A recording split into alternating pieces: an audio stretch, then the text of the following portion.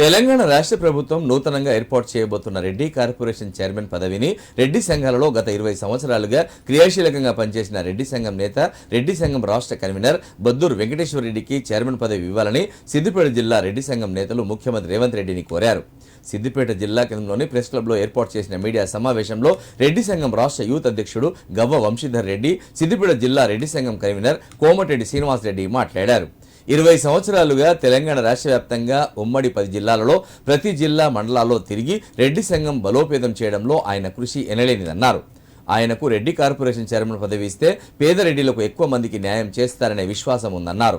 2018లో రెడ్ల సమరభేరి సభలో ఏర్పాటులో 2022 మేడ్చల్ సభలో కూడా క్రియాశీలక పాత్ర పోషించి రెడ్లను సంఘటితం చేయడానికి కృషి చేశారన్నారు. ఆయన సేవలను గుర్తించి కార్పొరేషన్ చైర్మన్ పదవి ఇవ్వాలని సీఎం రేవంత్ రెడ్డికి విజ్ఞప్తి చేశారు. తెలంగాణ రాష్ట్ర ప్రభుత్వం నూతనంగా కాంగ్రెస్ ప్రభుత్వం అధికారంలోకి వచ్చిన తర్వాత రెడ్డి కార్పొరేషన్ ఏర్పాటు చేస్తామని చెప్పి ప్రకటించారు. వారిని తెలంగాణ రెడ్డి సంఘం పక్షాన మనస్ఫూర్తిగా హృదయపూర్వక ధన్యవాదాలు తెలియజేస్తా ఉన్నాం.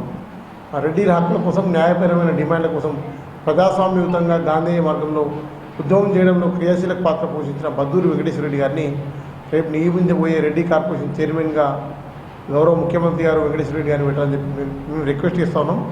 ఎందుకు వెంకటేశ్వర రెడ్డి గారిని మేము చైర్మన్గా పెట్టాలనుకున్నాం అంటే, ఉమ్మడి 10 జిల్లాల్లో ప్రతి మండలానికి రెడ్డి సంఘాల ఐక్యత కోసం తిరిగి కృషి చేసి పనిచేసిన వ్యక్తి వెంకటేశ్వర రెడ్డి గారు.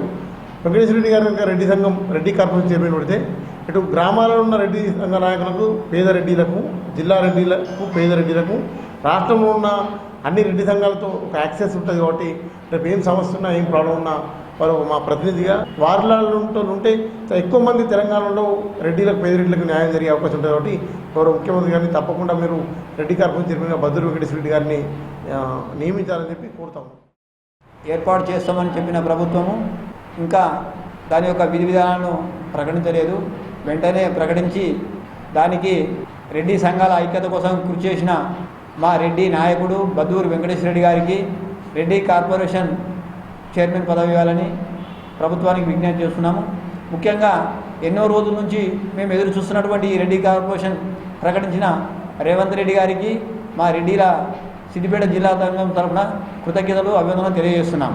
కాబట్టి దాని యొక్క విధి విధానాలను కూడా వెంటనే ప్రకటించి కార్పొరేషన్ చైర్మన్గా బద్దూరు వెంకటేశ్వర రెడ్డి గారిని నియమించాలని ప్రభుత్వానికి విజ్ఞప్తి చేస్తున్నాం.